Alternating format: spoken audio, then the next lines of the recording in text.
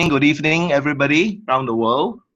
Depending on where you are, it's 3 p.m. here in Malaysia. I'm sorry, there's a little bit of a construction noise with my neighbor drilling, but I hope you can hear me clearly. Today, I have an interesting topic. Just to summarize the key elements, I call it the 5 elements, either to maintain your health or to recover from any disease that you may have.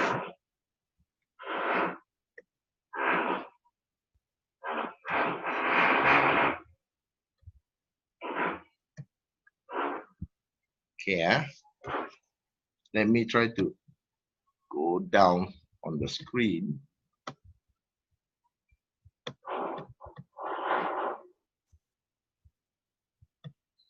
Okay, the title of today's talk is the 5 elements to healing. If you want to heal yourself from any disease or sickness that you have, you must take into consideration all these 5 elements. Now, depending on the type of illness, of course, in some cases, you need to go to a hospital or you need to get a proper medical advice from a doctor to see what kind of medicine is needed. But to support your healing, these are the 5 things that you will need, okay? Just to summarize, some of you may think that you are healthy, but if you suffer any of these few items, you are probably on your way to falling sick or becoming unhealthy. So please watch out for all these things: overweight, poor appetite, constipation, pains, sleeping problems, depression. All these are signs that there is some illness affecting you. So do not wait. Do not wait until you are hospitalized before you realize that you are sick. There is always some signal, some indication that your health is not good.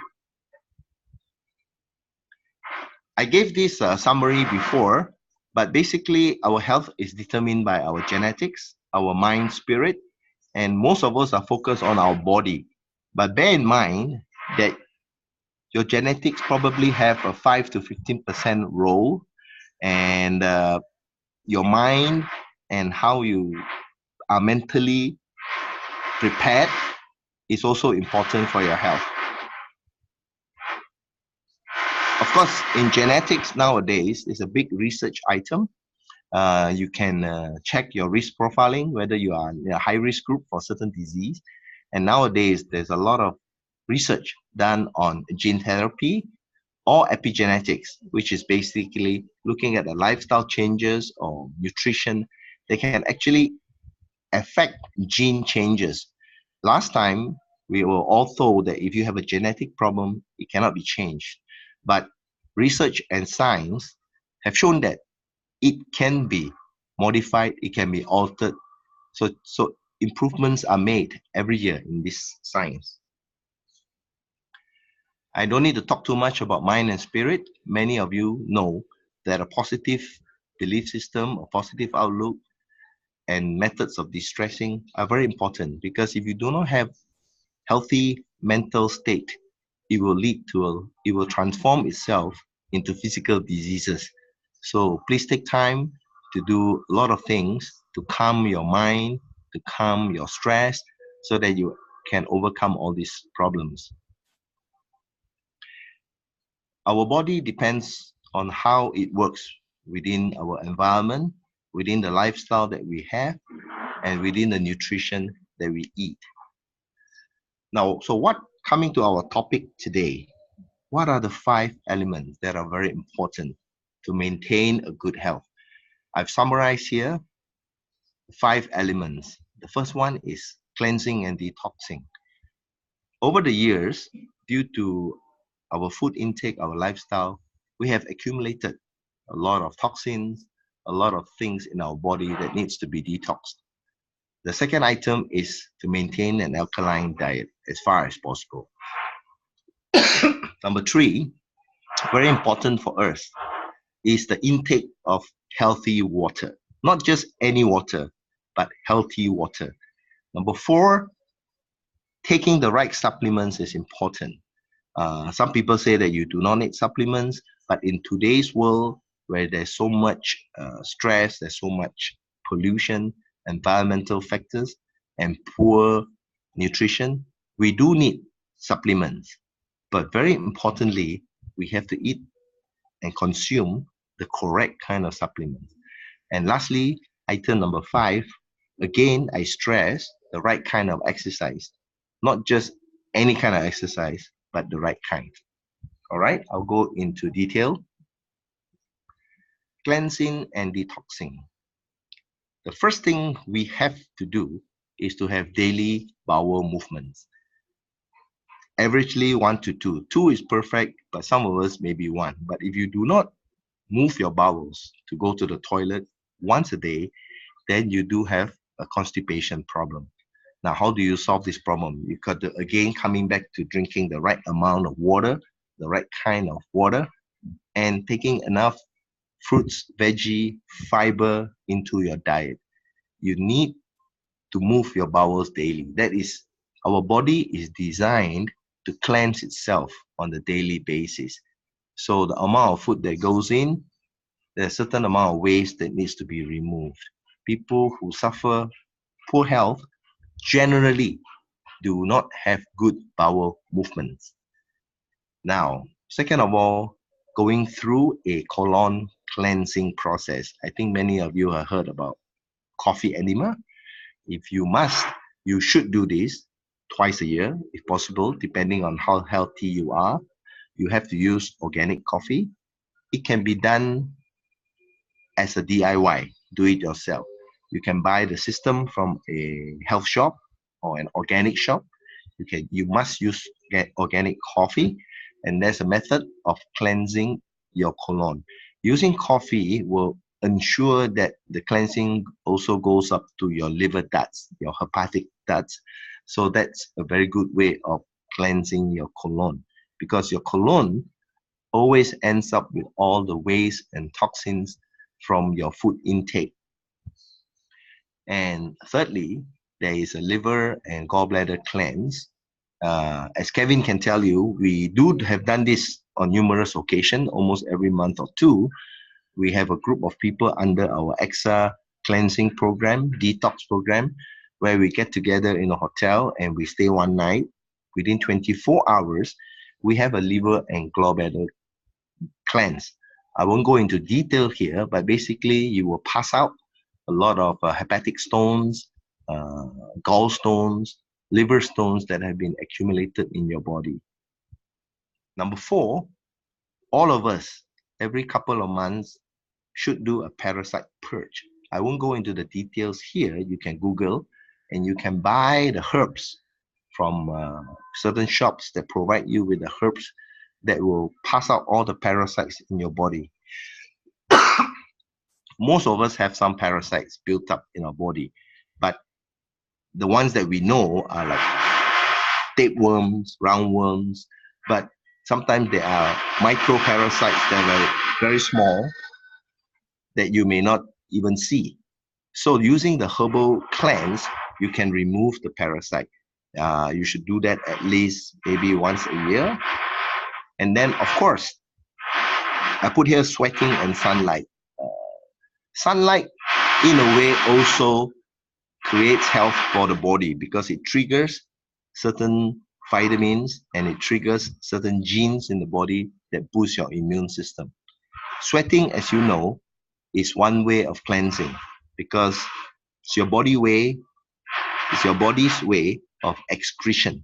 We excrete through sweating, we excrete through urination, through the kidneys.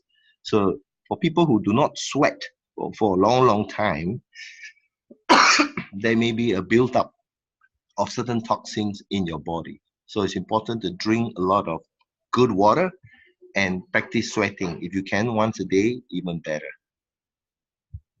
Some people, of course, exercise. Other ways would be going for far infrared sauna. These are all good methods. Our blood is always slightly alkaline, 7.35, 7.4. I just put here 7.3 to 7.4. Averagely, I think it's 7.35. 7.0 is neutral. Anything below 7 is acidic. Anything above 7 is alkaline. Now, for those of us who do not eat fresh food, we are perpetually in an acidic state. An acidic state promotes sickness. If you eat a lot of processed food, if you eat a lot of cooked food all the time, meats and things like that, your body will build up an acidity. Of course, the body will try to protect you, to make the blood alkaline. So one of the ways of making it alkaline is to leach your bones, because your bones is made up of minerals, essentially a lot of calcium. So if you continue in an acidic state, eventually you will suffer diseases like gout, rheumatoid arthritis, bone pain, aches, and all that. So these are early signs of acidity in your body. And if you do not change your diet to an alkaline diet, you will have this problem. Now, it doesn't mean that you have to be 100% alkaline. If you are seriously ill with a very bad disease, then you may want to promote a fully alkaline diet. But for most of us, if you can balance with some alkaline food every day, that is good enough. So a simple way would be like living greens promote alkalinity. Even can be barley greens, can be wheatgrass, can be any of the greens or green juices. Those all promote alkalinity. And of course, water. If you drink alkaline water, that's part of the alkaline diet. Now, as I said earlier, processed food promotes acidity. Now, people who eat too much meat, too much gluten, and too much dairy will result in much acidity. So in Western countries, where there's a lot of meat, a lot of breads, which is gluten, wheat, a lot of milk and cheese, which is dairy. So therefore, you can see why many of them suffer a lot of acidic related diseases like aches and pains and joint pains and things like that, constipation, overweight. So you must look at ways to include an alkaline diet into your diet daily. All right. Now, bear in mind that our mental state, as I stated earlier, can create an acidic state, and that's what leads to diseases. If you are highly charged from your work or from your life, highly stressed, and you do not have proper sleep, and you do not have proper rest, your body will therefore be in acidic state. So how do you know? Well, if you suffer, say, mouth ulcers, you always have ulcers in the mouth, or you suffer gastric, or you suffer gout, or you have constipation, all this tells you that your body is in an acidic state. So you have to take action to promote a more alkaline diet into your daily nutrition. Okay? I'll spend a little time to talk about water. Water is not created equal, right? If you see water, everybody thinks that water is just water. Big no, because water has a big range. Natural spring water is full of minerals, and it's the best. Evian, Perrier, things like that. But it is expensive. For those of you who live in the mountains where you can enjoy natural, clean spring water, fantastic. So why is it good? Because it's full of minerals. It's very alkalizing because the minerals provide alkalinity, and it is fresh. It is what we call living water. Now, to duplicate that, many companies now come up with alkaline machines. Again, not all alkaline machines are created equal. I do not want to promote too much on any brand, but you can do your own research. But the three things that you must look at. Number one, it has to provide a range of alkalinity, up to 10. And then it must provide antioxidant. How do you know? You got to look at the negative ORB rating. You got negative 500, negative 600, anything negative in the hundreds is good. The third element you must look at is it's got to be microcluster. Microclusters means like 4 to 6 molecules clustered together instead of normal water 15 to 20. And why is that important? Because it will provide the right kind of hydration into your cells. It's not enough to just drink water. You got to make sure that the cells receive and absorb the water for proper hydration. So a lot of people who drink, say, for example, tap water or RO water, these are not microclusters.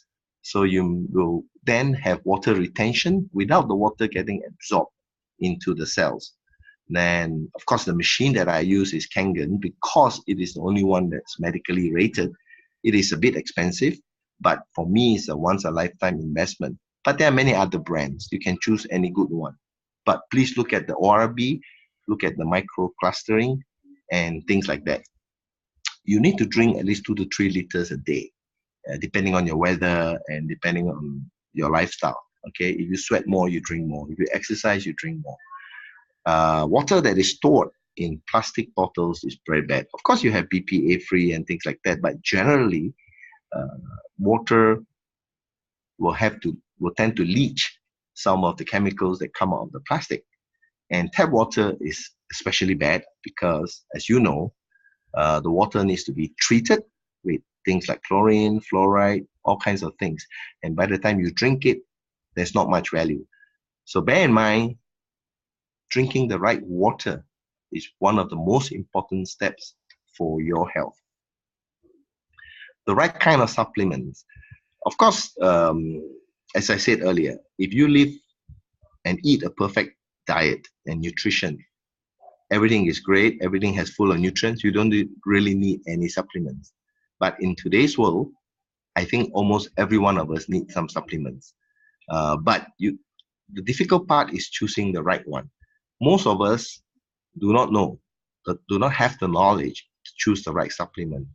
Now, I will summarize here how we choose.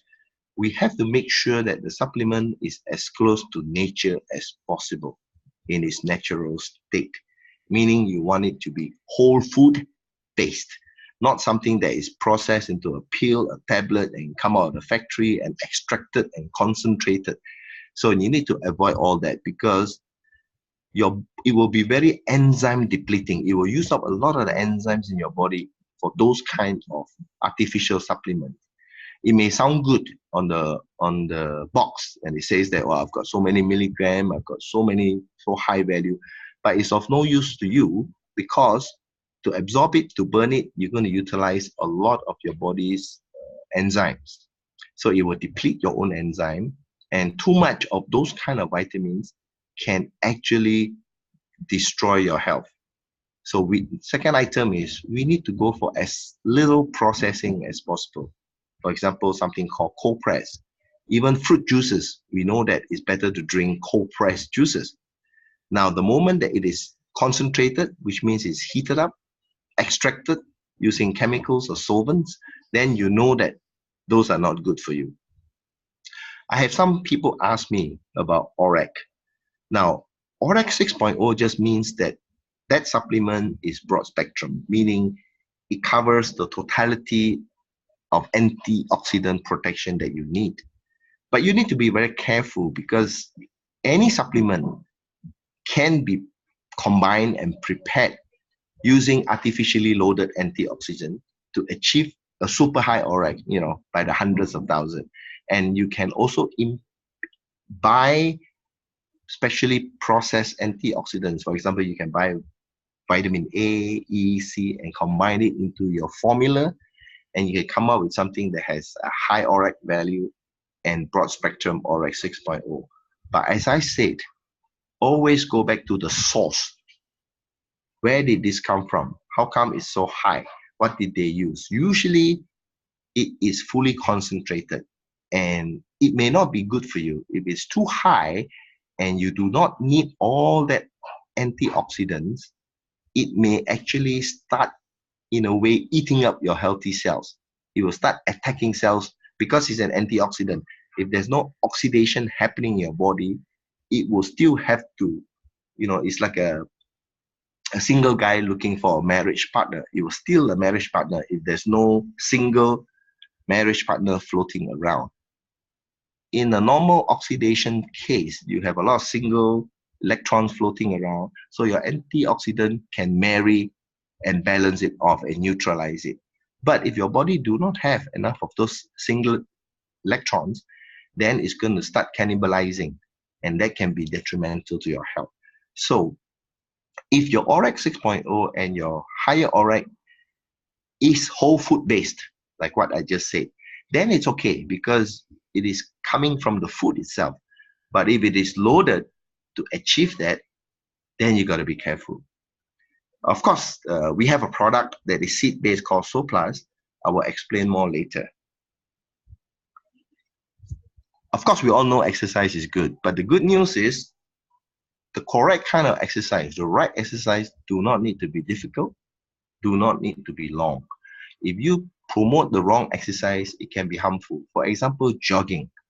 I have many patients who have been jogging and they think that that's very good health. So now they are suffering, knee problems, leg problems.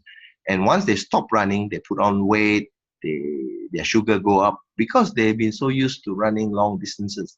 So that's not the right kind of exercise for the long term. When you're young, you can run a little bit, but if you keep running and running, eventually there will be some damage to your bones, to your ligaments, and then other issues come. And then when you stop, your body, which is used to those kind of exercise, will start building up on sugar and weight. So the best kind of exercise is to limit yourselves to 10 minutes of warm-up with lots of stretching, 20 minutes of the exercise itself, and 10 minutes of warm down and stretching. Please allow the 10 minutes before and the 10 minutes after, because that is as important as the exercise. If you want to know more, please go to Axxa Dr. Jerry on YouTube, and you can see some of the examples that I give. Now, I find, and I always encourage people to use trampoline rebounding as the best form of exercise. You can do it when you're young, you can do it when you're old. If you're very old, you can do it sitting down. Trampoline rebounding is important because it moves your lymphatic system. It creates a flow for your lymph. Our blood moves because there's a heart that pumps it around. But your lymph system only moves when you are moving. And if you are old or not able to exercise, then a lot of diseases will surface because your lymph are collected in the lymph nodes. And lymph do contain a lot of toxins that the body is trying to get rid of. So rebounding on the trampoline is the good way. For all people, you might want to hold on to a handle, or you might want to do it sitting down and just bounce it off your buttocks. The other exercise that I encourage is HIIT. You can Google that. It is called high intensity interval training. Basically, you push yourself for 20 to 30 seconds, and then you rest or slow down for 60 to 90 seconds, and then you keep doing that for a few cycles. The best is 8 cycles, but you can start with 4. So trampoline and HIIT can be combined. You can be rebounding on the trampoline and still doing HIIT. You can go to YouTube again, Axxa YouTube, and I give some examples of HIIT. Now, our body is built up of muscles around our bones. Our bones give us structure, and the muscles holds the bones together. So if we do not do strength exercises, then our muscles will weaken. So it's important that we do strength exercises for 5-10 minutes a day. It can be anywhere. It can be in the house watching TV. So get those equipment that you can easily bend or twist or pull to strengthen your strength. I know people who actually wrap weights on their leg or weights on their wrist and walk around the house carrying those weights to improve their muscle strength. Lastly, I want to talk about breathing.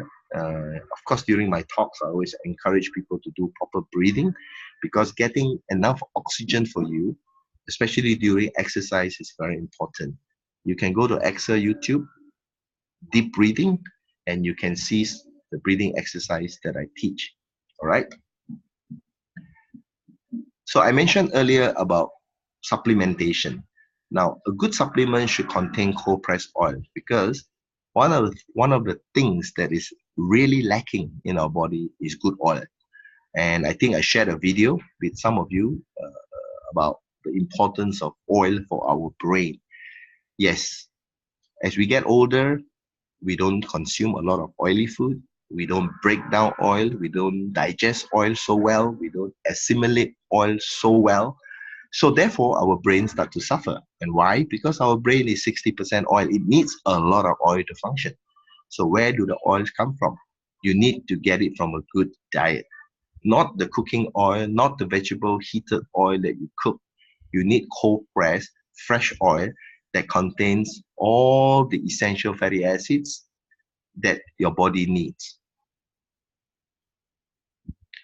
Now, why do we choose seeds? Because seeds basically are a good source of vegan, vegetarian cold pressed oils. It also comes with multiple nutrients. Uh, Again, I mentioned broad spectrum antioxidants because the seeds, as they are growing, of course, needs to protect itself so that it can create plant life. So therefore, the antioxidants that are contained are broad spectrum. It has fiber from the, if you notice, the cold pressed seeds that we use includes the shell, which is fiber and condensed polymannose. And that is also important for our stem cells. So what is SoPlus? I think many of you already know. We have a product that is backed by a lot of science and scientists. It is a patented formula, a combination of 4 seeds. It's got all the broad spectrum antioxidants, but the beauty of it, it also has oils using a cold press process to make it even more powerful and potent. We have D-ribose and trans-resveratrol.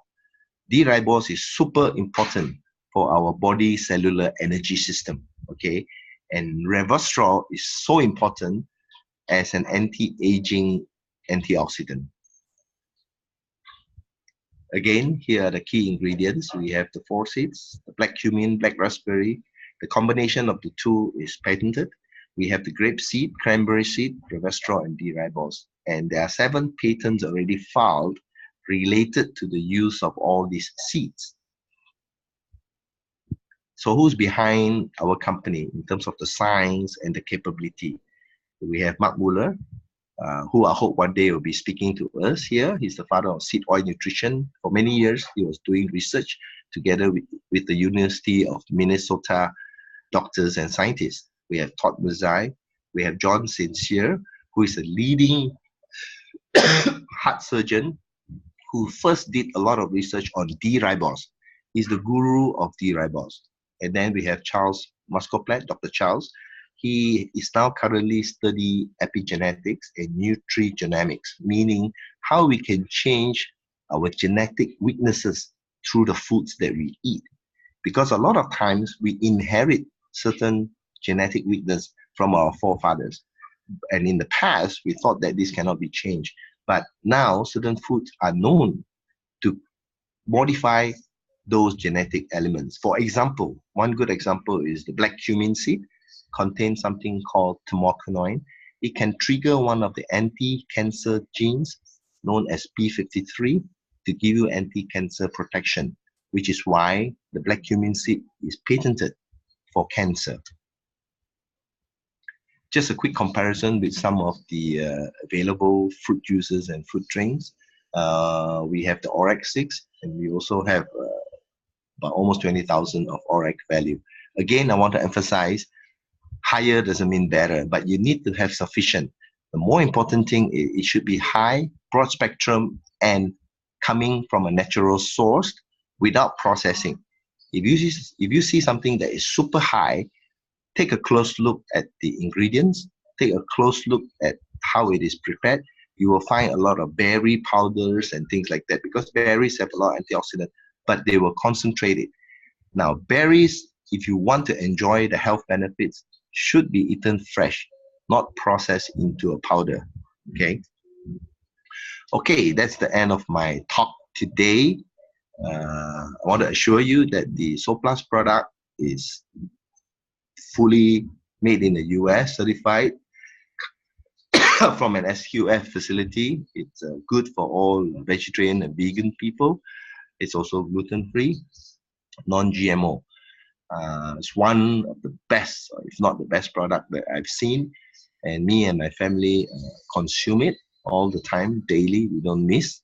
And as a result of that, we find that our family's health is a lot better. So I think many of you have experienced the power and the benefit of Soplus, and I hope you continue to enjoy it and share the message, share the health message with people who need it.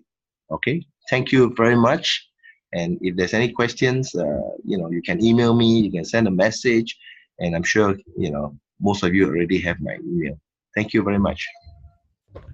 Okay, thank you very much to everybody. I try to unmute everyone. If let's say you guys want to ask Dr. Jerry any question, please go ahead. Okay, I try to unmute everyone.